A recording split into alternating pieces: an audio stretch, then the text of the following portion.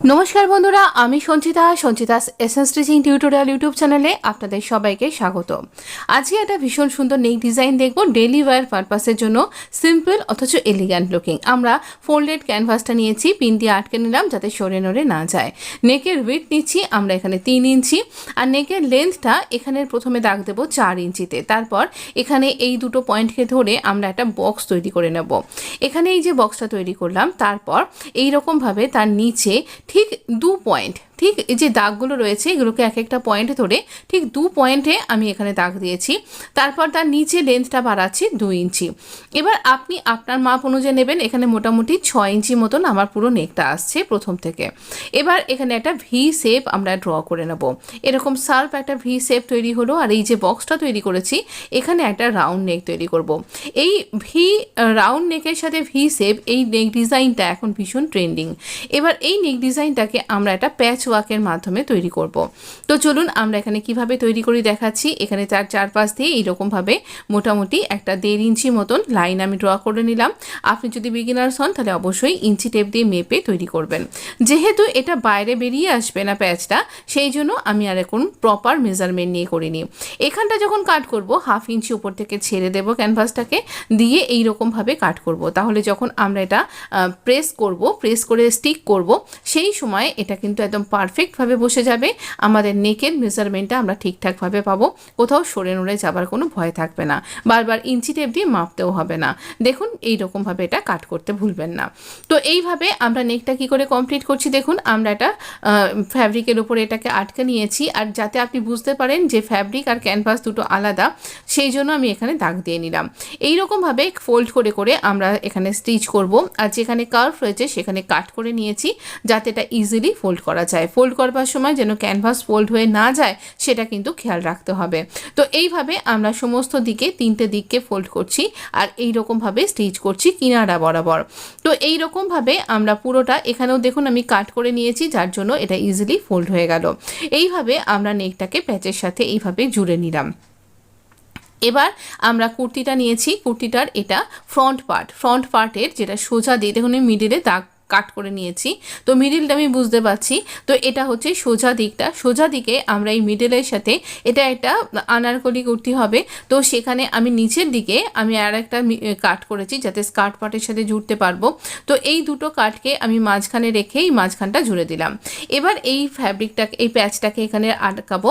এরও middle part আর এই middle part একসাথে ম্যাচ করবে, আর এই ভিটার ঠিক মিডিলটাতে আমরা কিন্তু এখানটাতে স্টিচ করবো, আর এটা যেন মিডিলে থাকে সেটা খেয়াল রাখতে হবে। আমরা পিন দিয়ে আটকে নিচ্ছি যাতে করে এটা সরে নড়ে না যায়।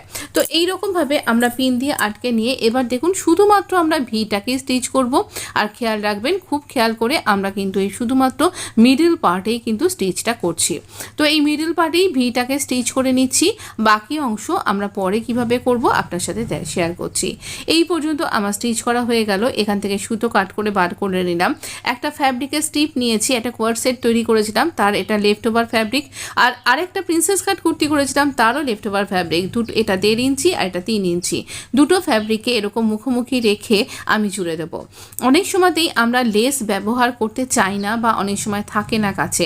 সেই ক্ষেত্রে আপনি একদম ফর্মাল ওয়্যারে একটা এলিগ্যান্ট লুকিং নেক ডিজাইন কীভাবে তৈরি করবেন তারই আইডিয়া আজ আপনার সাথে শেয়ার করছি। তো দেখুন ফ্যাব্রিক স্ট্রিপ, সোজা স্ট্রিপ, কোনো স্ট্রিপ নয়। এবার আমরা পোটলি বাটন তৈরি করব। তো ওই আমার ফ্যাব্রিকটা থেকেই কিছু বাঁচা ফ্যাব্রিক দিয়ে 2 ইঞ্চি বাই 2 ইঞ্চি করে আমি এখানে থার্মোকল বল নিয়েছি, এর ভেতরে ভরে আমি সুতো দিয়ে টাই করে নিচ্ছি। দেখুন এইরকমভাবে টাইট করে এটাকে বন্ধ করবেন, আর কয়েকটা গিঁট দিয়ে দিতে ভুলবেন না, নাহলে এটা খুলে যাবে। আর একটু নিচ অবধি এই সুতোটাকে জড়াবেন। আমাদের থার্মোকল বল দিয়ে পোটলি বাটন তৈরি করা হয়ে গেছে। এবার এই যে স্টিচটা করলাম তার যে পাশটা, এই যে ভি এর পাশ যেখানে আমি দেখাচ্ছি রাউন্ড নেকটার ঠিক একটু ওপর দিকে আমরা এখানে ফ্যাব্রিক স্ট্রিপকে একটা দিকে ফোল্ড করছি। ফোল্ড করে এখানে একটু বাড়িয়ে এই গা ঘেঁষে এখানটাতে স্টিচ করব।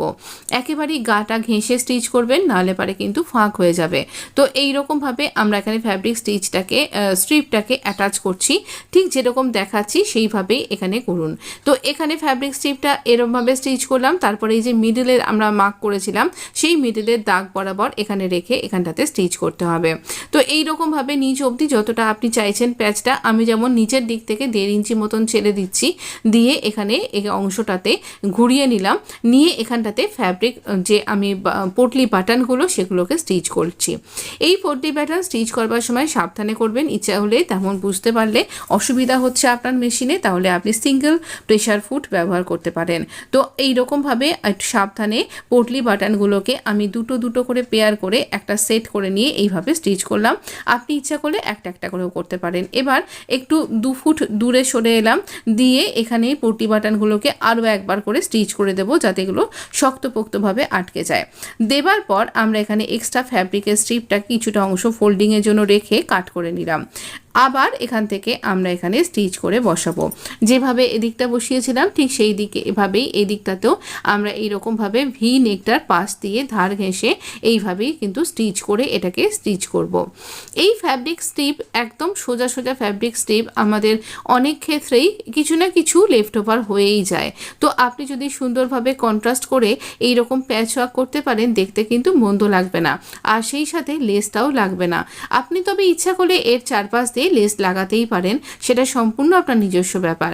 এই পর্যন্ত স্টিচ করব, ফোল্ডিংয়ের জন্য অংশ ছেড়ে দেব, সুতো কাট করে নিলাম। এবারে দেখুন আমরা এখানে এই যে অংশটা এই অংশটাকে এখানে ধার ঘেঁষে ঘেঁষে স্টিচ করে নেব। হ্যাঁ, মাঝখানে একটা স্টিচ আপনি করে নিতে পারেন। তো আমি এখানে এইরকমভাবে ফ্যাব্রিকের ক্যানভাসটার ধার ঘেঁষে ঘেঁষে স্টিচ করছি এই বাকি রাউন্ড নেকটাতে। এইভাবে পুরো রাউন্ড নেকটাকে ভি অংশটা ছেড়ে দিলাম, এবার দিয়ে এখানটা স্টিচ করে নিলাম। এবার আমরা এই ফ্যাব্রিকটা 1/2 ইঞ্চি মতন ফ্যাব্রিক রেখে কাট করে বাদ দিয়ে দিয়েছি, ছোট ছোট কাট করে নিয়েছি, আর এই কোনাগুলোকে ফোল্ড করে দিচ্ছি, দিয়ে এখানটা টার্ন করে নিচ্ছি। এতে করে সুন্দরভাবে কোনা অংশটা বাইরে বেরিয়ে আসবে। দেখুন কতটা সুন্দর দেখতে লাগছে। না, এখনও কিছু কাজ বাকি আছে।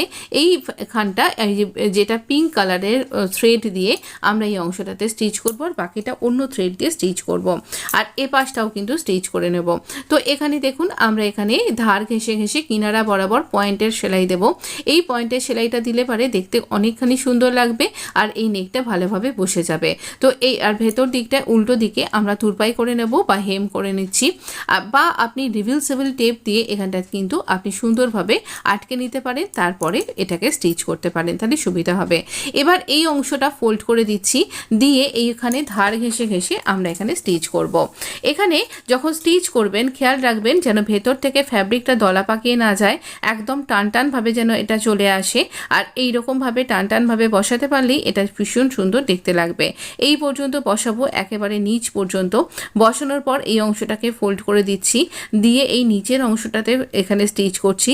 আপনি ইচ্ছা করলে এই ফোল্ডিংয়ের সেলাইয়ের সাথে সাথে আপনি কিন্তু এখানে লেস অ্যাটাচ করতে পারেন, সম্পূর্ণ আপনার নিজস্ব ব্যাপার। এখানে লেস অ্যাটাচ করলেও কিন্তু ভীষণ সুন্দর দেখতে লাগবে। এইভাবে আমরা এখানটাতে কমপ্লিটভাবে সুন্দর এখানটা ফোল্ড করে দেব, আর একদম সমান লেভেলে রাখবেন দুটো পোর্শনটা যেন দেখতে খারাপ না লাগে।